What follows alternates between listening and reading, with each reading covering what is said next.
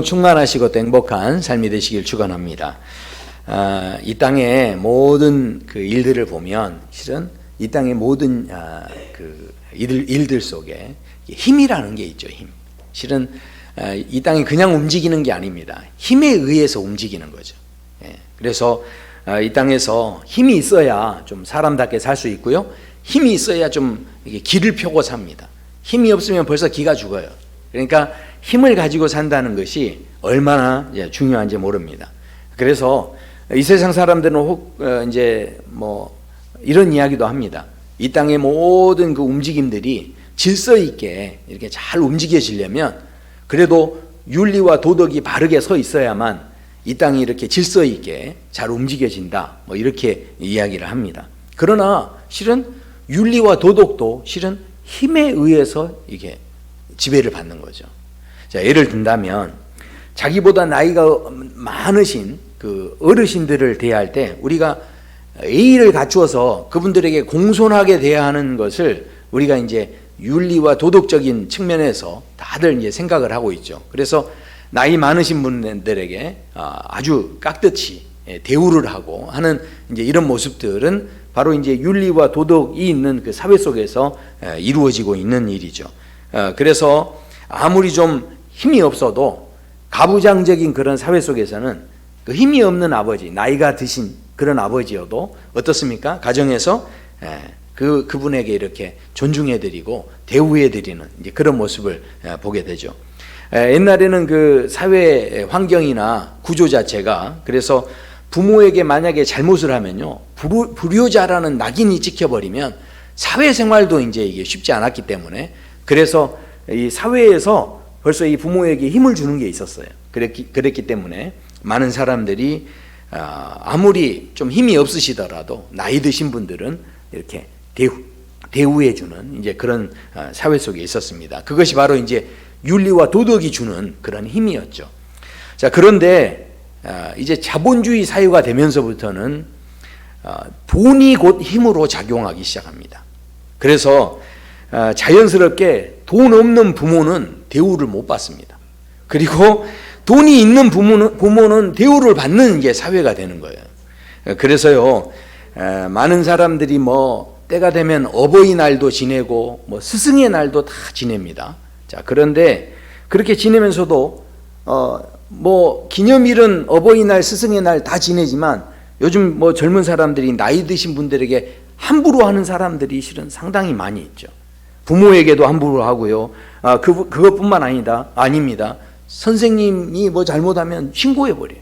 그러니까 이게 뭡니까? 말만 스승의 날이죠. 이게 뭐 날은 날대로 지키고 그다음에 어른들을 대우하는 걸 보면 이런 이제 모습들이 있죠. 그래서 이제 많은 분들이 뭐 삼강오륜이 땅에 떨어졌느니 뭐 또 예의범절이 사라졌느니 막 이러면서 개탄해 하십니다. 그런데 잘 생각해 보십시오. 예의범절이 사라진 게 아닙니다. 힘이 없어진 거예요. 그러니까 예전에 갖고 있던 그 윤리와 도덕에 의해서 가져졌던 그 힘이 없어지고 뭐가 힘이 된 거죠? 돈이 힘이 된 거예요. 그러니까 돈이 있어야만 힘이 되는 그런 구조 속에서 살아가고 있다라는 거죠. 그래서요, 부모도요, 돈이 있고요, 건물도 있고요, 땅이 있으면요, 그러면 어버이날 오지 마라고 해도 막 찾아옵니다. 그런데 요즘 저희 그 딸아이 말도 들으니까 그 학교에 교수님이 계신 고대 그 교수님이 있는데 그 제자들을 다 이렇게 모이라고 했는데요. 스승의 날이라고 해서 모이라고 했는데 밥을 사준데도 올까 말까예요. 그래서 그 나중에 그 밥값이 한 뭐 많이 나왔대요. 한 30만 원 나왔는데 그럼 그거 다 누가 냈냐 그랬더니 그 자기 지도 교수가 그걸 다 냈다는 거예요. 그러니까 스승의 날도 이제는 선생님이 밥을 사줘야 돼. 이런 이제 그래도요 다 모이질 않았다는 거예요. 자, 그런 상황들을 보면 결국은 이 땅이 지금 뭐 어떤 힘의 구조로 움직여지냐면 이 돈이 힘이 되는 이제 그런 구조로 움직여지고 있다는 거죠.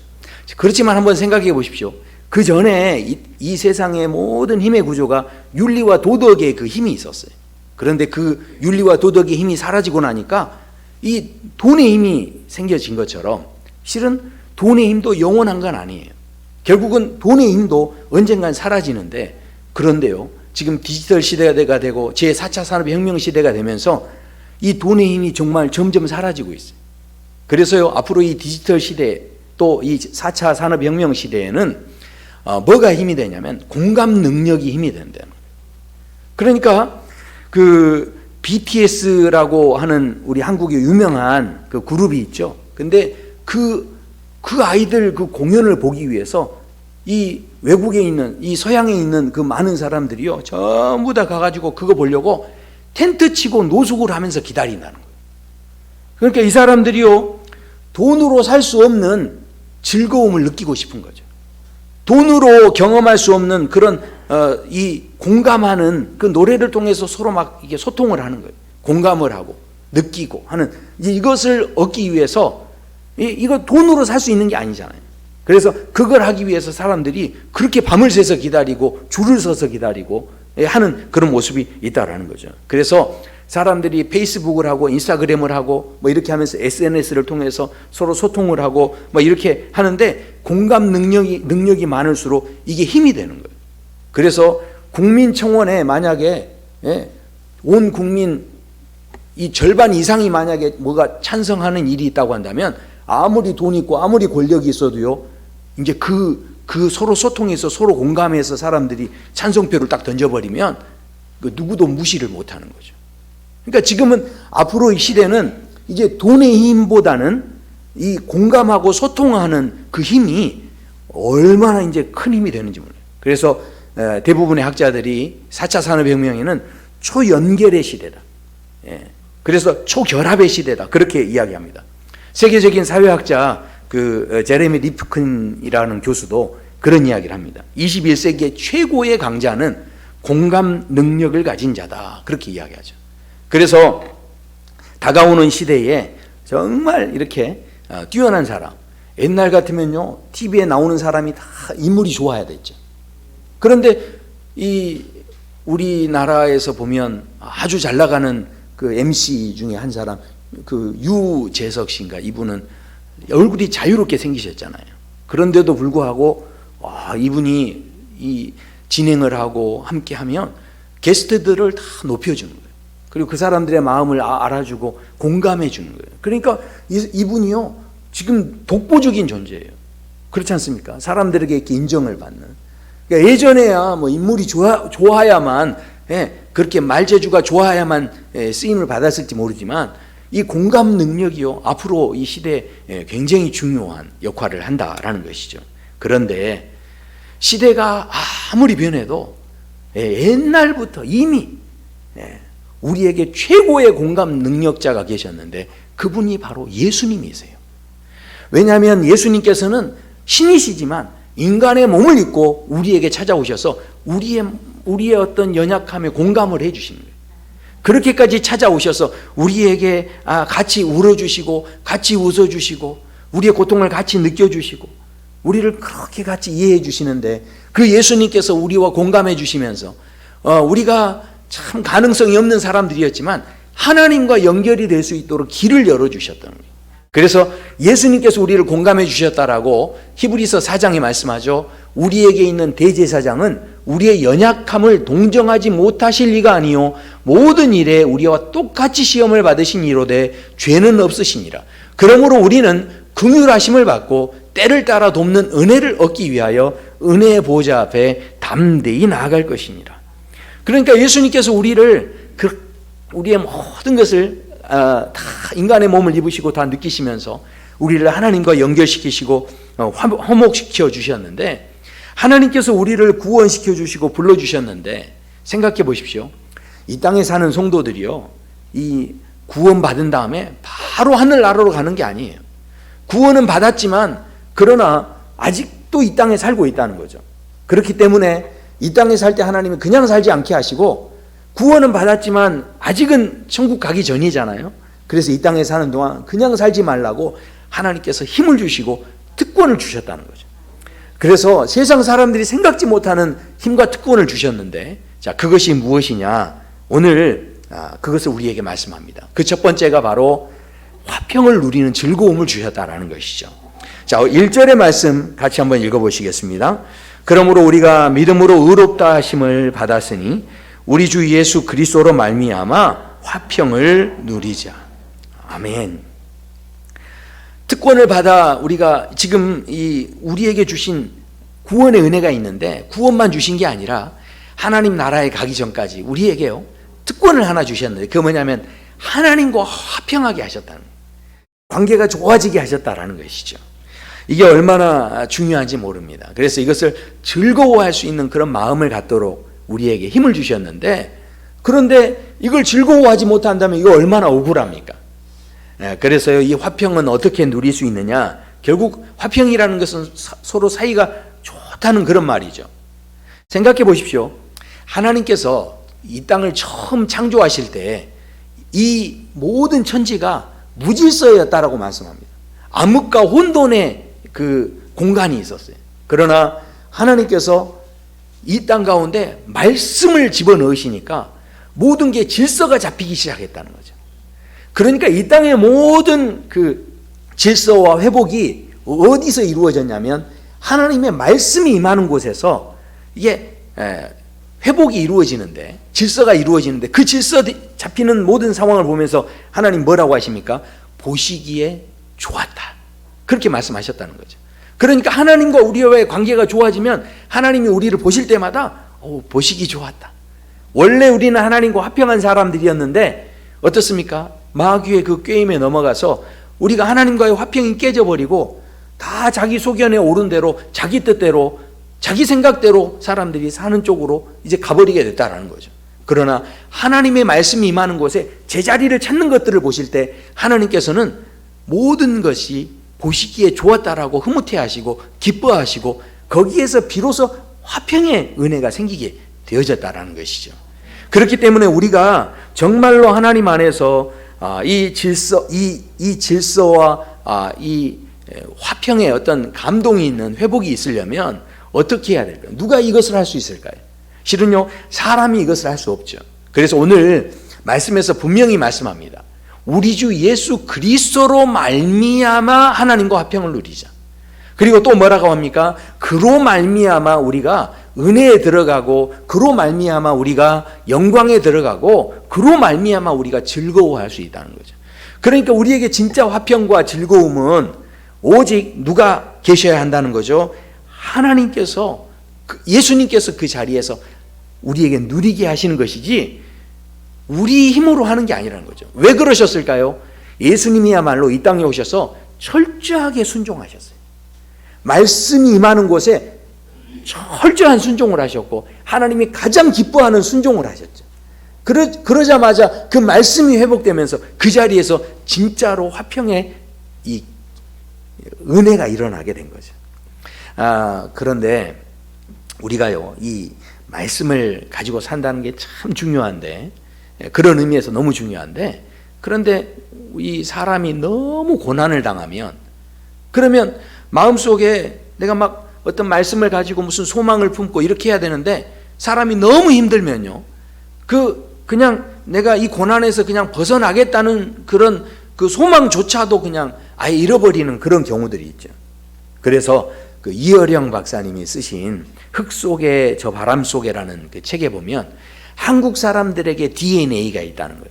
무슨 이야기를 하시냐면 한국 사람들이요, 이 약소국으로서 작은 나라였기 때문에 수많은 외세의 침략을 받고 고생하고 그렇게 이제 한국 사람들이 살았기 때문에 너무 고생을 많이 한 거예요. 그렇다 보니까 우리 민족이요, 너무 많은 고생을 했기 때문에 눈물의 민족이라는 거예요.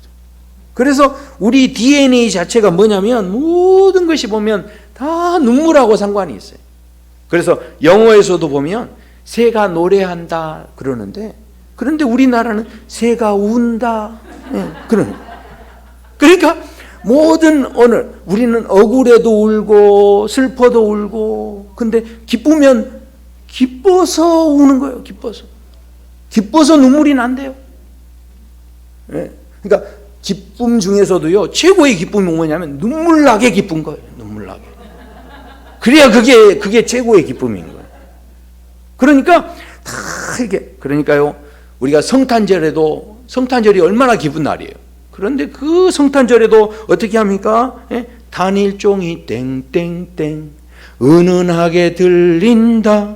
저 깊고 깊은 산골 오막살이에도 단일종이 울린다. 뭐 노래하는 게 없어요. 다 우는 거죠, 우는 거. 그러니까 대부분 이게 서구 쪽에 있는 그 드라마들은 보면, 외국의 드라마들은 별로 그렇게 우는 게 많지 않아요. 그런데 우리나라 드라마는 그렇게 우는 게 많은지 몰라요. 그래서 옛날 어른들이 다 이렇게 탤런트 하겠다고, 뭐 배우 하겠다고 그러면 다 뭐 시켜보죠? 너 한번 그건 울어봐. 그래가지고 3초 안에 눈물 나오면 너 배우 기질이 있다. 너 배우 기질. 우는 걸 잘해야 배우 기질이 있는 거예요. 이 사람들의 생각 속에 다 그게 연결이 되어 있는 거죠. 그러니까 생각해 보십시오.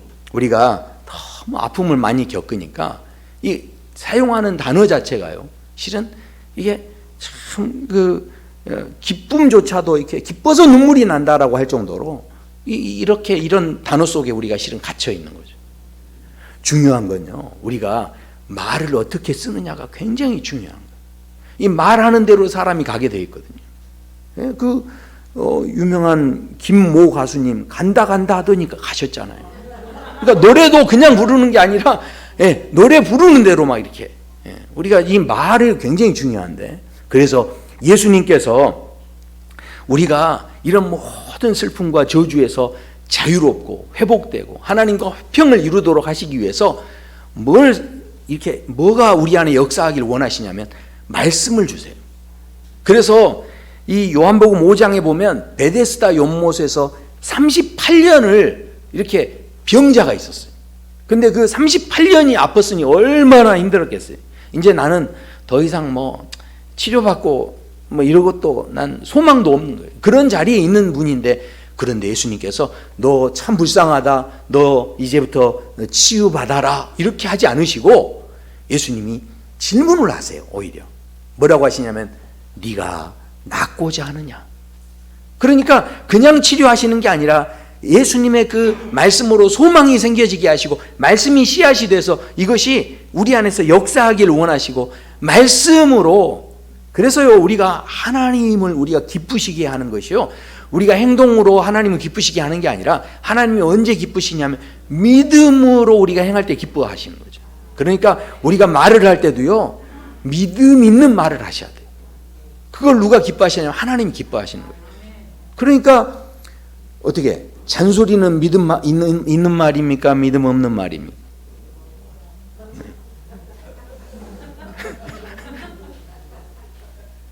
어쩌면 우리가 서로 인간관계 속에서도 격려해주고 힘을 주는 말이 서로에게 이렇게 힘이 되잖아요.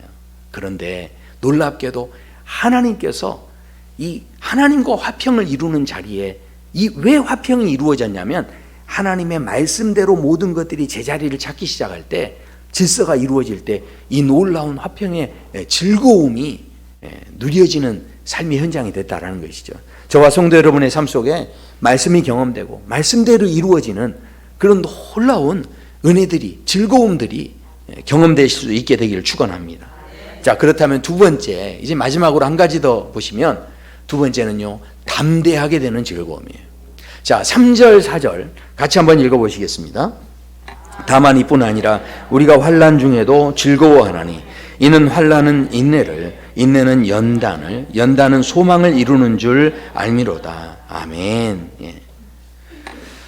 우리가 구원은 받았다고 할지라도 아직 천국에 가지 않고 이 땅에 있다 보니까 이 땅에서 여러 가지 어려움들을 만나는 거죠. 문제도 만나고 그렇습니다. 그런데 그때 하나님께서 이 문제를 만날 때 하나님이 주시는 특권이 이 환난과 어려움과 문제를 그냥 다 피할 수 있도록 하나님이 특권을 주셨다라고 말씀하지 않고요, 그 모든 환난 중에도 결국은 즐거워하게 하셨다라고 성경은 말씀합니다.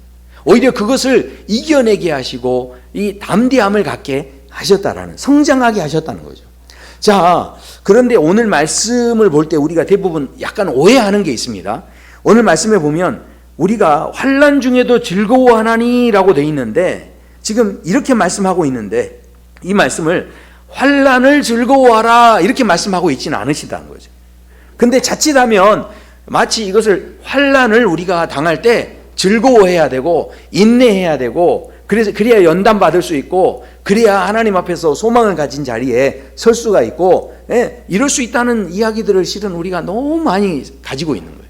그러니까 교회 생활을 하시는 분들도 보면 속은 너무 힘든데 어떻다는 거죠? 속은 너무 힘들지만 그러나 내가 환난 중에서 기뻐하고 있지 않으면 그러면 저 사람 믿음 없네? 이렇게 소리 들을까 봐 속은 너무 힘들지만 그래도 와가지고 어떻게 해요? 힘들어도 와서 봉사하고 힘들어도 환난이 있지만 그럼에도 불구하고 하나님 앞에 뭔가 막 헌금도 드리고 막 이렇게 하면서 뭔가 그것 때문에 어떻게 해요? 믿음 없다는 소리 듣고 싶지 않아서 뭔가 좀 담대하고 성장한 사람이 되려면 저런 환난이 와도 좀 인내하고 또 그것을 연단 과정을 거쳐서 어찌됐든 내가 좀 더 성숙한 모습을 보여야 되기 때문에 속은 그게 아닌데 겉으로는 괜찮은 척하면서 이렇게 실은 신앙생활 하는 쪽으로 우리가 갈 수 있다라는 거죠. 그런데 그것은 말씀을 지금 제대로 실은 우리가 보고 있지 못한 거예요. 왜냐하면 여기 보면은 환난 중에도 뭐라고 되어 있습니까? 즐거워한다 이렇게 말씀하는데 결국은요 이 환난 중에도 즐거워하려면 이건 내 힘으로 되는 게 아니에요. 그러니까 환난 중에도 즐거워한다는 것은 주님이 나와 함께 하는 가운데 즐거움을 줄 때 우리가 이 환난에서도 즐거워할 수 있다는 이야기죠. 제가 쉽게 이야기를 드리면 예를 들어서 우리 주의 자매같이 정말 예쁜 우리 자매가 다 이게 길을 가는데 세상에 갑자기 막 비가 온 거예요. 그래서 온갖 폭우를 그냥 다 맞은 거예요. 준비한 우산도 없었죠. 폭우까지 맞았는데 옆에 지나가던 차가 그냥 확 지나가면서 그냥 그 바닥에 있는 그냥 부적물 그냥 확 튀긴 거예요. 옷도 그냥 그렇게 다 젖었죠. 세상에 또 걸음을 걷는데 구두 뒤축이 나가가지고 그래가지고 넘어져서 무릎까지 깨진 거예요. 그러면서 자, 이 정도 됐으면 지금 마음이 어떠시겠어요? 우리 성도 여러분 같은 마음이 어떠시겠어요? 정말 나 오늘 왜 이렇게 일진이 안 좋아? 막 그러면서 온갖 어려움은 내가 다 짊어진 것처럼 그렇게 생각이 될 거예요. 자, 그런데 그 순간에 평상시 너무 마음속에 막 사모했던 그 오빠가 나타난 거예요. 그래서 그 오빠가 옷을 쫙 벗어가지고 옷을 벗어서 덮어주는 거예요. 그리고 어떻게 해요? 어깨동무를 탁 하면서 얼마나 힘들어. 그러면서 내가 이렇게 이 옷이 젖어서 어떡하냐. 발목은 좀 어떠냐고. 그러면서 내가 우리 집에 가서 얼른 좀 치료 좀 하자고. 그러면서 자기가 그렇게 사모했던 그 오빠가 나타나서 그렇게 해버리는 거예요. 그러면 지금 내가 물벼락을 뒤집어 쓰고 막 다리가 이렇게 다치고 지금 이 자매는 지금 그 고통이 지금 그게 문제입니까 지금? 예? 그게 지금 아픈 게 문제가 아니에요 지금. 왜냐하면 그 오빠가 내 손을 잡아주고 있는 거예요. 내 손을. 그러니 얼마나 좋겠어요. 자, 그러니까 실은 오늘 말씀에서 우리가 정말 알아야 할 것은 환난이 올 때 이 환난을 이기는 것은요 내가 하는 게 아니에요. 인내하자라고 하지만 인내도요 내 힘으로 하는 건 얼마 못 가요. 여기서 연단 받는 것도요 내 힘으로 하면요 진짜 어떤 사람마다 다 차이가 있고요 힘들게 하는 거예요. 근데 이게 계속 갈 수가 없어요. 그런데 이 환난 중에 그 오빠가 함께 있으면 주님께서 함께 있으면 그러니까 인내할 때도 주님을 내가 막 즐거워하는 마음이 있으면 그 인내가 가능해진다는 거죠. 그 연단의 시간들이 이게 즐거울 수 있다는 거예요. 주님이 함께 하셔야 그 자체가 즐거운 거지. 생각해 보십시오. 아유 환난 중에도 그냥 즐거워해야 된다. 그러니까 환난을 즐거워하십시오. 아니 어떻게 환난을 즐거워합니까? 만약에 그런 식으로 한다면 지나가던 사람들이 다 미쳤다고 그러는 거죠. 절대 환난 자체를 우리가 즐거움으로 생각할 수는 없는 거죠. 결국은 주님이 함께 하셔야 그것이 우리에게 즐거움으로 역사할 수 있다라는 것이죠. 그래서 이어지는 말씀에서요, 무슨 말씀을 하시냐면 이렇게 말씀합니다. 소망이 우리를 부끄럽게 하지 아니하면 우리에게 주신 성령으로 말미암아 하나님의 사랑이 우리 마음에 부은 바 되어졌다라는 것이죠. 그러니까 혼자 환난을 당하게 하지 않으신다는 거예요. 하나님의 사랑을 우리에게 부어주셔서 우리가 그것을 견디게 해주시는 거죠. 자, 그래서 그 뒤로 뭐라고 합니까? 심지어는 우리가 아직 연약할 때에 기약대로 그리스도께서 경건하지 않은 자를 위하여 죽으셨도다.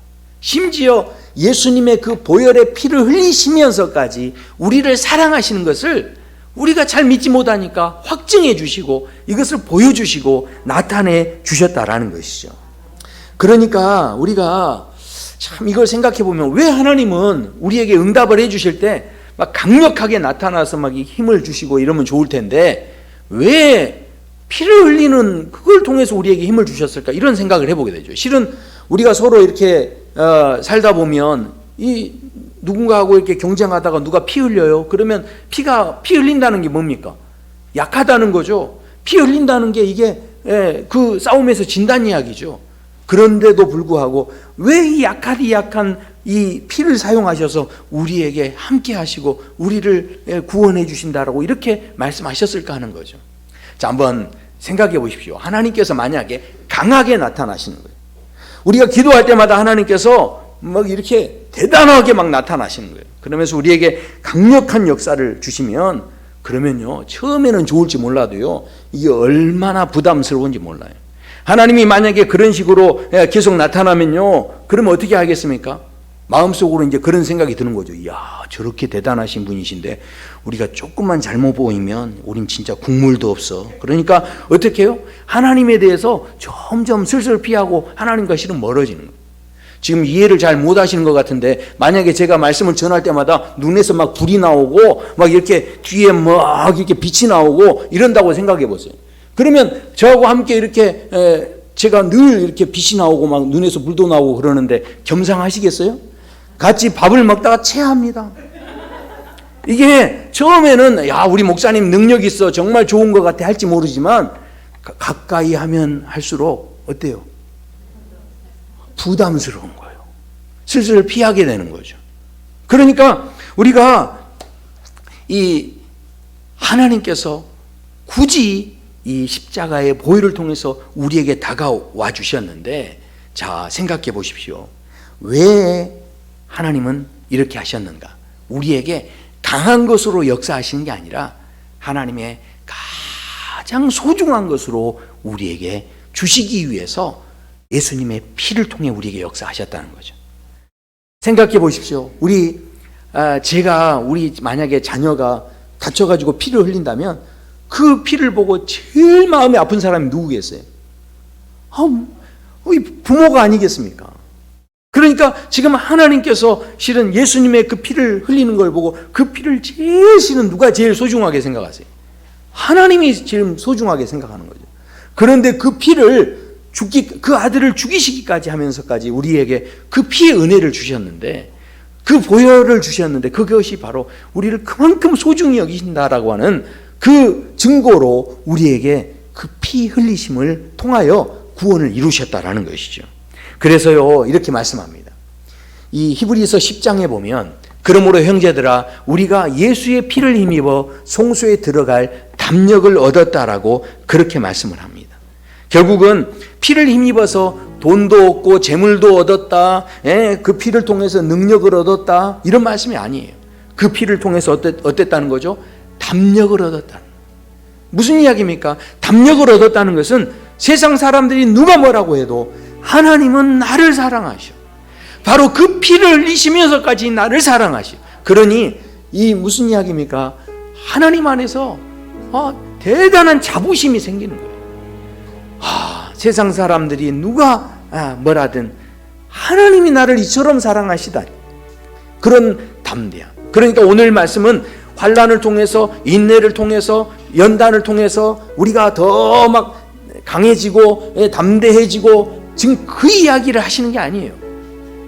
이 담대함은요, 실은 하나님께서 가장 소중한 것으로 우리에게 주셔서 우리가 바로 그 누구도 환난 중에도 내가 너와 함께 있고, 인내 중에도 내가 너와 함께 있고, 또 연단 중에도 내가 너를 버리지 않고 내가 너와 함께 있다라는 것을 아는 사람이 어떤 상황에도 흔들리지 않는 자부심을 가지고 담대함을 가지고 하나님 앞에 당당히 나아갈 수 있는 그런 자리에 서게 된다는 거죠. 그러니까 지금 이 말씀을 통해서 하나님께서는 우리에게 어떻기를 원하십니까? 우리 안에 있는 모든 갇혀 있는 것에서 다 자유롭기를 원하십니다. 우리가 정말로 하나님 안에서 화평을 누리고 또 하나님 안에서 즐거움을 누리는 그런 삶을 살기 원하시는 거죠. 그래서요, 예수님께서 성전에서 헌금을 드릴 때도 사람들이 헌금하는 걸 쭉 보셨어요. 그런데 부자가 헌금을 넣는 것도 보셨고 과부가 헌금을 넣는 것도 보셨는데, 부자가 헌금 넣는 것 가지고는 다른 말씀은 안 하세요. 뭐 헌금 많이 한 거 나쁘다 아닙니다. 그러나 과부가 헌금 넣는 것을 보시고는 한마디 하세요. 그 과부의 그 헌금에 대해서 하나님께서 저 헌금을 받으신다는, 저 여인이 참 많은 걸 드렸다라. 왜 그 여인을 칭찬하셨을까요? 바로 그 여인이 소중한 걸 드렸기 때문에. 그러니까 하나님은요, 소중한 걸 드리는 걸 귀하게 보세요. 누가복음 15장에도 보면 잃어버린 그 양의 비유와 드라크마의 비유와 탕자 아들의 비유가 나오는데 그 세 가지 다 공통점이 있어요. 그동안 소중히 여겼던 것들을 잃어버렸는데 그것을 다시 찾았다라는 거죠. 그러니까 그 비유 가운데 다 뭘 이야기합니까? 그 잃어버린 것, 그것을 다시 찾기를 원하시는. 그러니까 우리가 원래는 어떤 존재였습니까? 하나님과 화평한 존재였죠. 그런데 마귀가 들어와서 그 관계를 깨뜨려 버리니까 그때부터 우리가 이 화평을 잃어버린 거죠. 지금 하나님께서는 저와 성도 여러분에게 바로 예수 그리스도의 그 보혈의 은혜로 말미암아, 주님과 함께함으로 말미암아 그 모든 잃어버렸던 그 소중함을 다시 찾기를 원하시는 거예요. 회복하기를 원하시는 거죠. 그런데 마귀 때문에 뭐가 생겼습니까? 수치심이 생기고요, 죄책감이 생기고요, 두려움이 생기고요, 어떻게 해요? 자기의가 생기고요, 죽음의 공포가 생기고요. 이게 다 이런 틀에 갇혀 있는 거예요. 옆에 사람이 누가 나한테 돌덩이를 던지면 그러면 누가 봐도 이 사람이 돌덩이 던진 사람이 나쁜 사람이 잘못했어요. 아무리 그 사람이 잘못했어도 화는 어디서 나왔습니까? 내 안에서 나온 거예요. 그렇다면 아직도 실은 그 사람을 처리하는 문제는 하나님께 맡기고요, 아무리 억울해도 그 사람이 어떤 표정을 지었든 어떤 행동을 했든 그것은 그냥 하나님께 맡기고요. 정말 중요한 건 내 안에 그 화가 나왔다고 한다면 아직도 나는 실은 두려움의 그늘에 갇혀 있는 거예요. 나는 아직도 수치심이라는 것에 이렇게 갇혀 있는 거죠. 근데 그것에서 지금 우리 주님은 우리가 자유롭기를 원하시는 거예요. 그 감옥에서 빠져나오기를 원하시는 거죠. 하나님과 화평을 누리기 원하시고, 원래 너는 그런 존재가 아니야.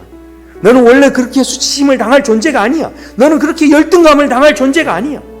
바로 예수님께서 그것을 통해서 우리에게 깨닫게 하시고 이제 화평을 누리고 또 즐거움을 누리고 여러 가지 어려움 중에서도 죽음의 공포나 두려움에 휩싸이지 않고 하나님과 동행하는 자의 삶이 무엇인지 알 수 있도록 하시기 위해서, 그래서 오늘 이 말씀을 통해서 다시 한번 이 아버지의 마음을 우리에게 보여주고 계신다라는 것이죠. 이 감옥에서 다 벗어날 수 있게 되길 소원합니다. 정말 자유롭기를 소원합니다. 그리고 진짜 화평의 은혜, 원래 우리 안에 있었던 그 놀라운 은혜들을 다 누릴 수 있기를 소원합니다. 자, 그렇게 하려면 어떻게 해야 될까요? 5월 29일 우리 컨퍼런스, 왜냐하면 이게 지금 한꺼번에 이게 다 되는 게 아니에요. 이 말씀을 처음부터 한번 다시 딱 살펴보면서 우리가 도대체 마귀의 어떤 부분에 이렇게 속았는지 이런 것들을 우리가 다시 한번 쭉 살펴봐야 돼요. 그래야 우리가 중요한 것은요, 내 마음이 답답하고 힘들고 어려워요. 그런데 주님 앞에 기도해도 잘 풀리지 않아요. 그런데 왜 그럴까요? 내가 무엇 때문에 힘든지 먼저 인지해야 돼요. 병원에서도 치료하시려면 무슨 병인지 진단이 나와야 그 다음부터 치료가 되는 거죠. 그냥 답답한 것만 가지고 와서 해결하겠다고 하면 해결이 안 되는 거죠. 그러니 내 안에 도대체 무엇 때문에 내가 이렇게 기분이 나빴고 답답했는지를 알게 해주었으니까, 그러면 옆에 돌 던진 사람이 어떤 사람이요? 고마운 사람이에요. 그렇지. 알고 보면 그 사람이 돌을 안 던졌으면 나는 그게 있는지도 모르고 살았던 거예요. 그러나 돌을 던질 때 내 마음이 아프다면 이거 아직도 내 안에 해결되지 못한 마음이 있구나. 십자가의 능력은 그 모든 것을 다 없이 하는 능력이 있는 줄로 믿습니다. 그 놀라운 은혜를 아직도, 그러면 내가 어떻다는 거죠? 아직도 못 누리고 있다는 거예요.